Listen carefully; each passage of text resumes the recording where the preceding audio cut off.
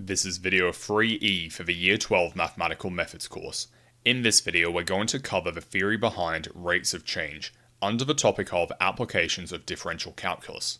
Specifically, we are going to explore the definition of a rate, the mathematical definition of a rate, how to find the rate of change of a variable, links to kinematics, the meanings of the first and second derivative signs, strategies for solving exam-style questions, and then we're going to cover some example questions. So before we get into the calculus behind this topic and exactly what rates of changes are, I would like to first of all focus on this word of a rate. Because in my personal opinion, in the realm of physics and mathematics, it's one of the most misunderstood words when it comes to just our day-to-day vocabulary. Because when I usually ask people, well, what do you mean by rate? What does that word actually mean? People tend to struggle to actually give a straight response because we tend to use it without really thinking about what it means.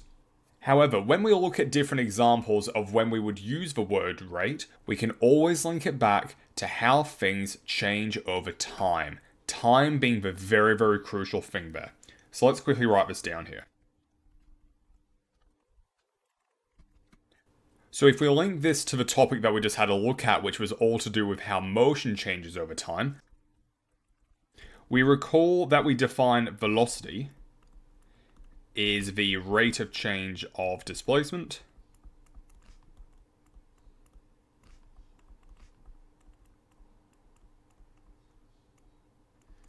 and we also defined acceleration as the rate of change of velocity.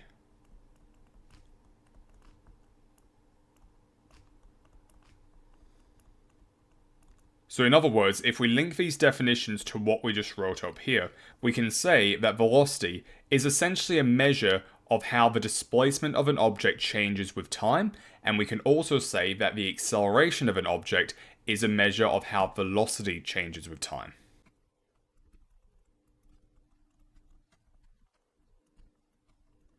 And the great thing is we can apply this idea of a rate of change to a wide variety of different applications that we can see in the real world. The more common examples are to do with kinematics because we typically are looking at how things are moving over time. However, as we'll see throughout this topic, we can use this idea for so many different things in real life, which, as we've discussed before, is what makes calculus such a crucial tool in the world of mathematics, physics, biology, and chemistry, because it can really help us understand how things progress as time goes on.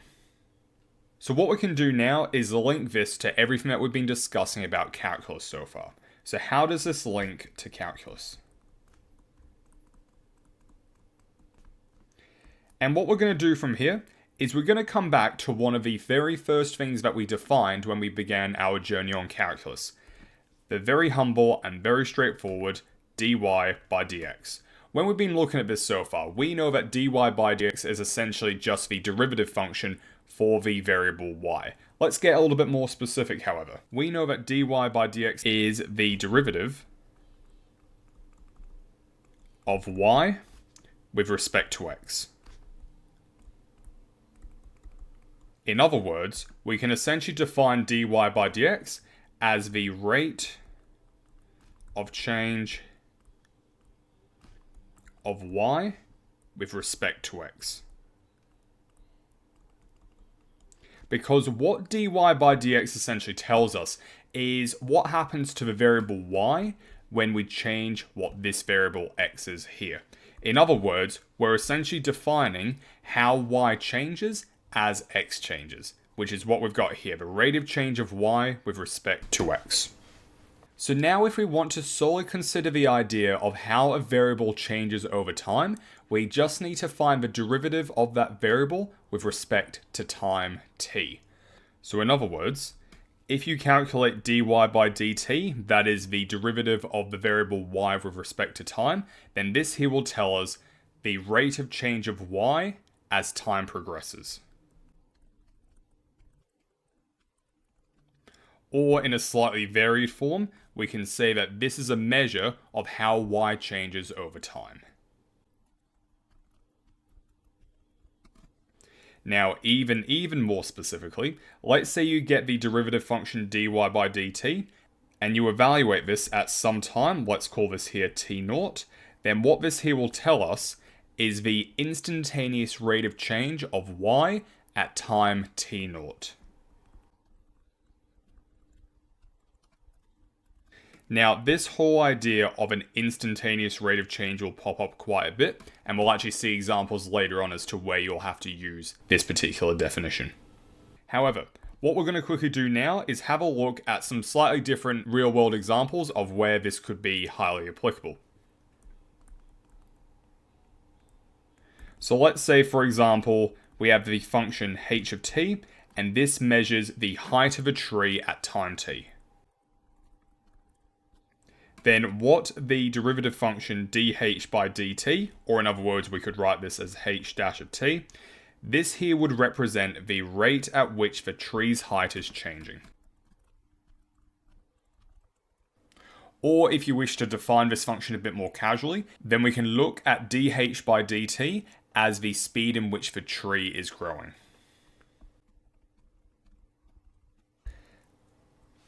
A slightly different example that you could consider is, let's say V of t represents the volume of water in a tank at time t. So then the first derivative dv by dt, or in other words v dash of t, would represent the rate at which the volume of the water tank is changing.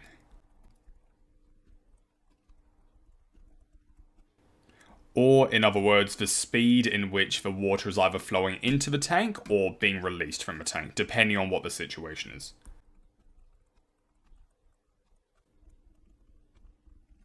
Now, what we are going to find throughout this chapter is that we will not only be considering what the first derivative of a particular function is, we'll also have to then cross-examine what it means with the second derivative as well.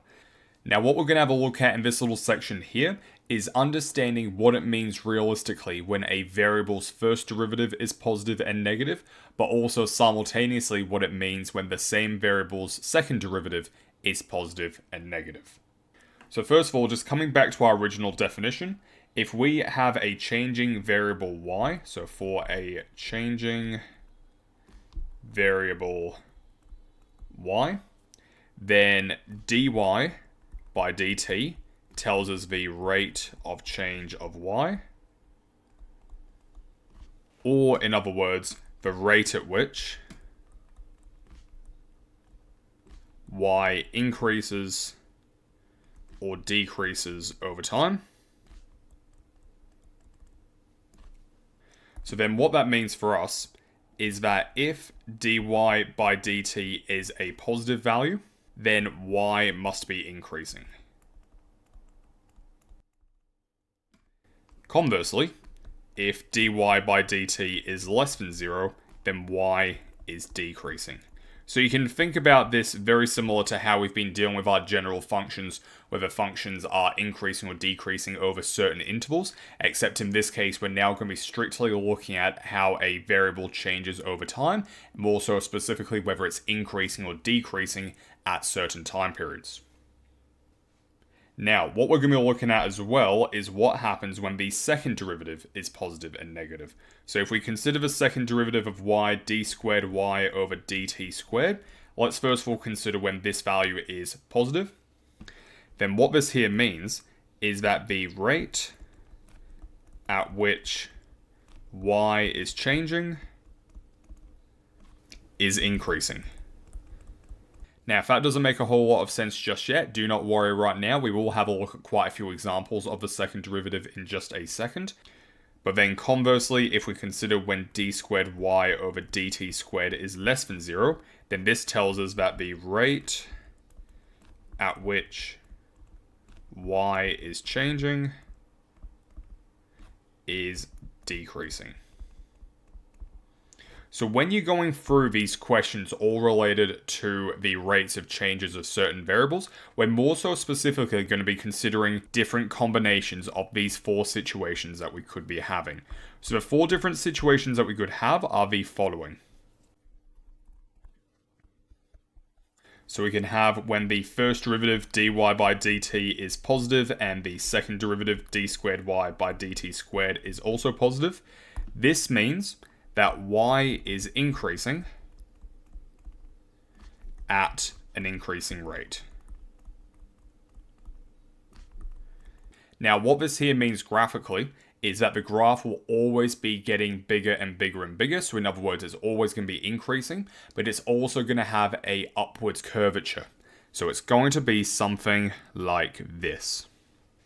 And more so specifically, when we say that y is increasing, first of all, we know that the graph always has a positive slope, so that's all good there.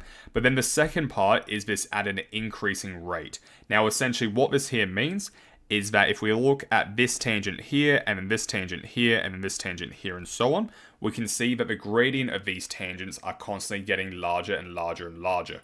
So that's what we mean when we say that y is increasing at an increasing rate. It means that the tangent to the slope is getting bigger and bigger and bigger in the positive direction. The second combination that we can have is when the first derivative is once again positive, but now the second derivative is negative. So what we're going to say here is that y is still going to be increasing, but it's going to be at a decreasing rate. So graphically, what this one here means is that y is still always going to have a positive gradient, but it means that the gradient is going to be decreasing as time goes on. So the way that this is going to look visually is something like this. So what we can see here is that if we just draw a bunch of tangents to this graph, that at every given point in time, the tangents always have a positive slope. So we know that we're good there because the graph is increasing. But as time progresses, the gradients are slowly going down and down and down. In other words, the tangents are starting to flatten off. So this means that we are increasing, yes, but the rate at which we're increasing is decreasing. In other words, the tangents become more and more flat. The third combination that we can have is when dy by dt is now going to be less than 0, and we're going to be considering a second derivative being positive. So we've got dy by dt is less than 0, and d squared y by dt squared is greater than 0. So by definition, what this one here means is that y is going to be decreasing this time, but we're going to be doing it at an increasing rate. So this time, graphically, the graph is going to look something like this. So we can see that at every given point in time, the tangent to the graph is downward sloping, which means that it is still decreasing, so we're all good there. However, what we can see as time progresses is that each of these tangents are starting to become less and less on a downward slope, which means therefore that we're going to be decreasing at an increasing rate, since the gradients are starting to become less and less negative. And then finally, the last one that we've got to consider is when the first derivative is less than 0, and then the second derivative is also less than 0. So by definition, what this one here means is that y is decreasing, and it's going to be doing this at a decreasing rate.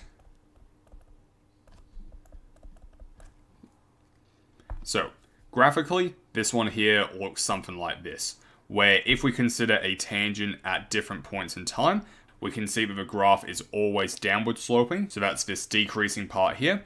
However, what we can also see is that as time progresses, the tangents are becoming more and more downward sloping, so that's what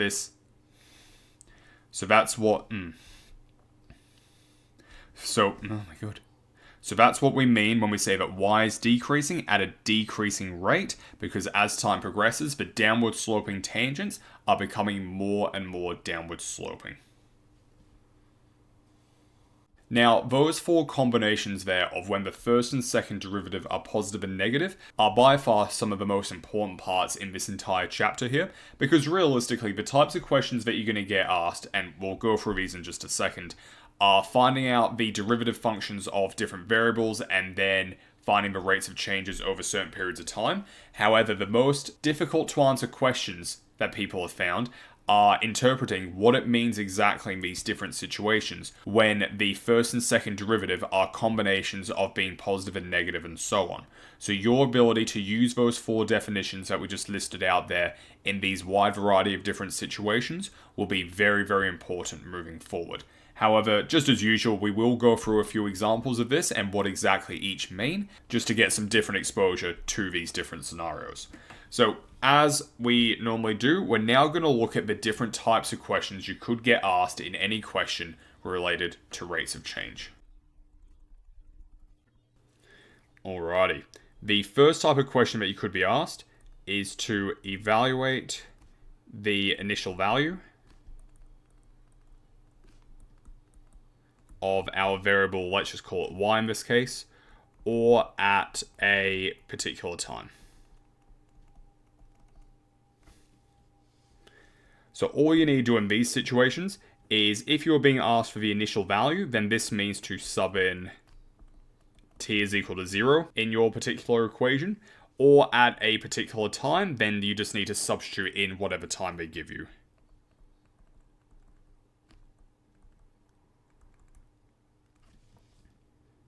So these types of questions here never generally too bad. They're usually the more initial questions that they ask you just to get you ready for what's to come. The second type of question that they're going to ask you then is to find dy by dt. And this one here, while it's being asked in a slightly different way than you've done derivative questions before, all you're being asked to do here is to take the derivative of y with respect to time.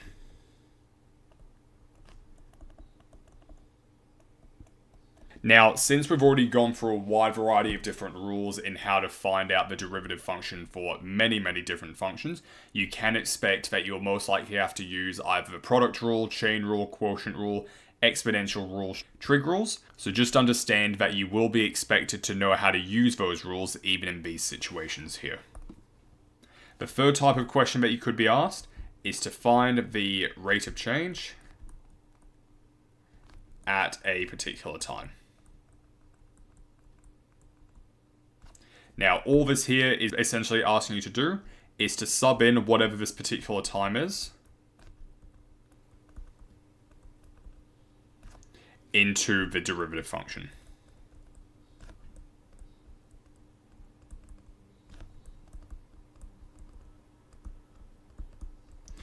Which, in most situations, you would have already found out in a previous part, so that's usually laid out for you quite nicely there. Now, the only thing I'll make mention of with this particular type of question here is that one of the ways that they'll definitely try and get you confused is by using a variety of different time values. So, for example, they could tell you that the initial function, the time is in months, and then in the actual question, they'll ask you to evaluate the rate of change in a certain number of weeks or hours or so on. So you just need to make sure that whatever units of time you are initially working with are the same units of time that you are working with in the actual question. And then finally, the last type of question that you could be looking at is to explain the meaning of dy by dt being less than 0 or greater than 0. Similarly, the significance or meaning behind d squared y over dt squared being less than 0 or greater than 0. So what these come down to are the contexts that we were looking at before. So again, what it means when dy by dt is a positive or negative value, and then when the second derivative is a positive or negative value, and then even more importantly, when you have combinations of these. So for example, if the first derivative is positive, but then the second derivative is negative, and so on. In which case, we will have a look at an example in just a second of this, but using those 4 different contexts will be very, very important for when you're answering these types of questions. Alrighty, so with that being covered now, let's have a look at an example of a situation in which we have a rate of change. So the situation that we're going to be looking at is that the height of a tree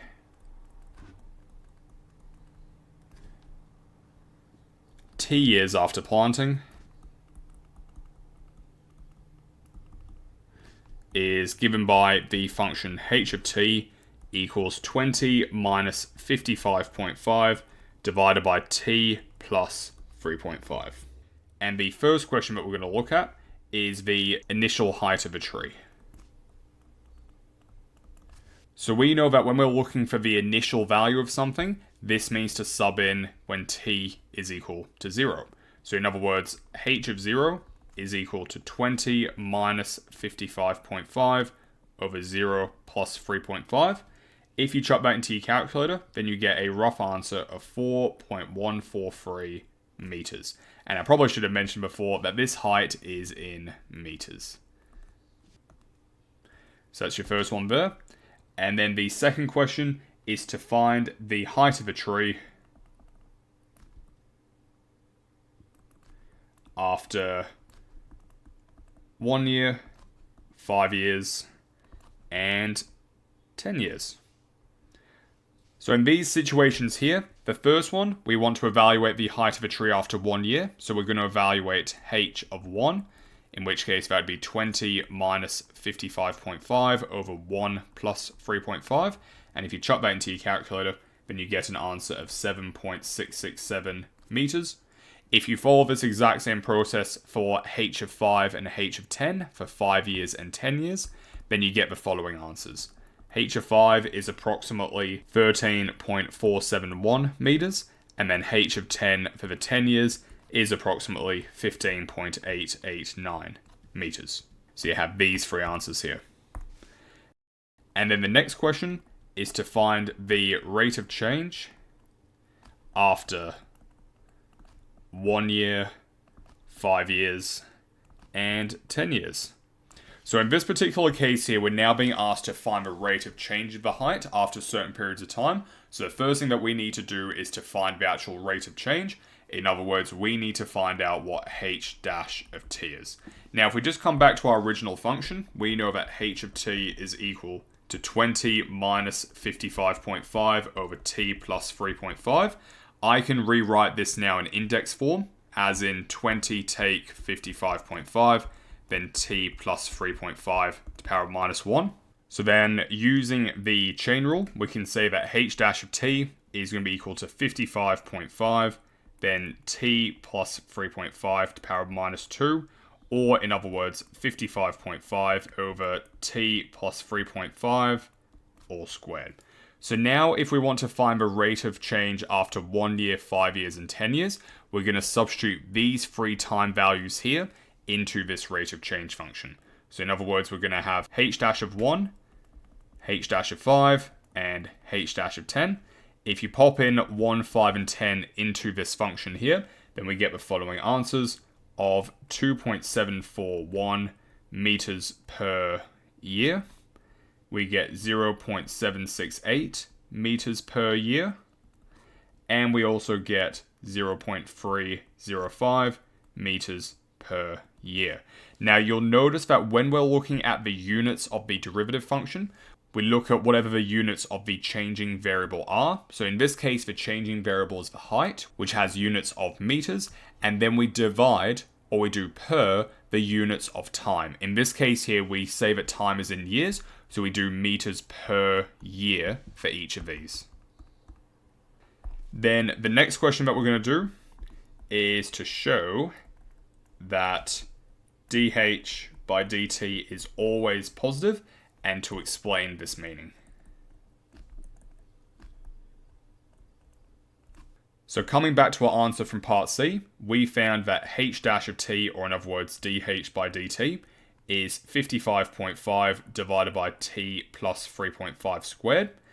Now, the interesting thing about this fraction is we know that this value here is positive, and that this value here must also be a positive value. The reasoning for the denominator is because we know that whenever we square something, doesn't matter whether it's a positive value or a negative value, the answer is always positive. So because the value of the numerator and the denominator will always be positive for each, it means that the overall fraction must always be positive, or in other words, always greater than 0. Now, what does this mean? So dh by dt is always greater than 0 no matter what the value of t is. So what this means is that h will always be increasing. If we think back to again what dh by dt represents, dh by dt represents the rate at which h changes. So because dh by dt is always positive, it means that the change will always be an increase. In other words, the tree will always be growing.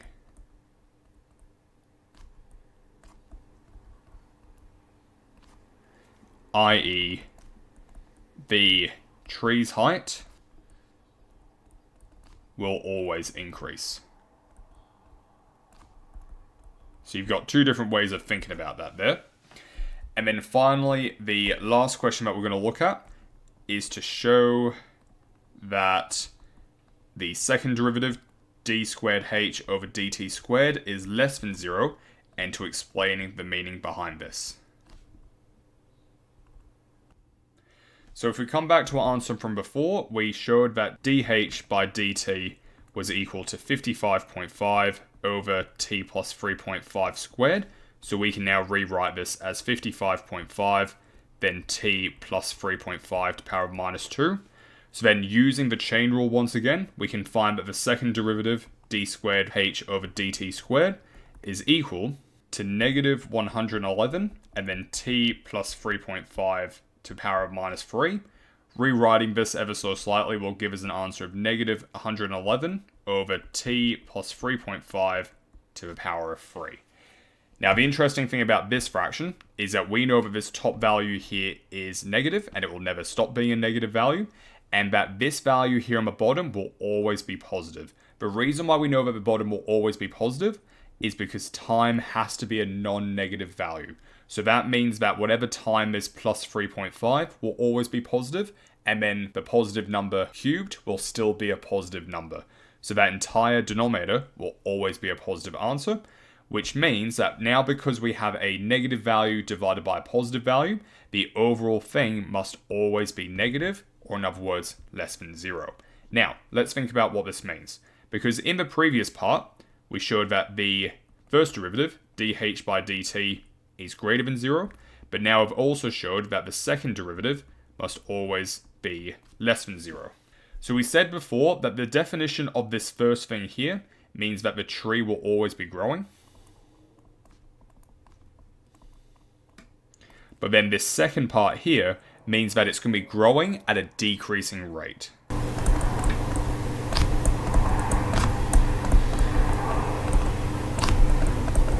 And we've actually got evidence of this fact from one of our previous questions. If we come back to part C, we showed that after 1 year, the tree was growing at a rate of 2.741 meters per year, and then it was slowing down after 5 years to 0.768, and then even more so after 10 years, it slowed down to 0.305. Now, what you can imagine this essentially means is that whilst the tree will continue to grow over time, which is essentially what you expect a tree to do, the rate at which it will grow is going to slow down. So let's write this down here. The rate at which the tree grows is slowing down. So graphically, what you can imagine is happening here. Let's say this axis here represents our time in years, and that this axis here represents the height of a tree. Then what you can imagine is the height of the tree will always be increasing, but it's going to be increasing at a decreasing rate. So it's going to be slowly steadying off as time progresses. And again, this makes sense. We don't expect the tree to be reaching miles and miles above the Earth's surface, because that's just a ridiculous thing to think. We do expect it to keep growing over time, but we also do expect this growth to slow down as time progresses. You can also think about this being very similar to how humans grow. You know, people grow continuously over time, but the rate at which that height grows slows down as time goes on. So this is a very similar example just to how humans behave as well.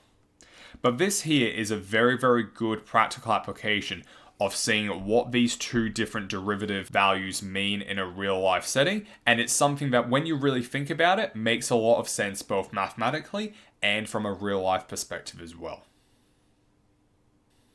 Alrighty, let's wrap up. So in this video we explored rates of change. We defined a rate as how something changes over time. Mathematically, the rate of change of a variable y over time t is given by the derivative function dy by dt, which tells us the instantaneous rate of change of y at any time. In kinematics, velocity is the rate of change of displacement, so v of t is equal to ds by dt, or in other words s dash of t, and acceleration is the rate of change of velocity, so a of t is equal to dv by dt, or in other words v dash of t. The following table shows what the first and second time derivatives represent for a changing variable y. dy by dt represents the rate of change of y over time. If dy by dt is greater than 0, then y is increasing. If dy by dt is less than 0, then y is decreasing. D squared y by dt squared represents the rate at which y is increasing or decreasing over time. If d squared y by dt squared is greater than 0, the rate at which y is changing is increasing. And if d squared y over dt squared is less than 0, the rate at which y is changing is decreasing. This second table shows what different combinations of these derivative functions mean. If y dash is greater than 0 and y double dash is greater than 0, then y is increasing at an increasing rate. If y dash is greater than 0 and y double dash is less than 0, y is increasing at a decreasing rate.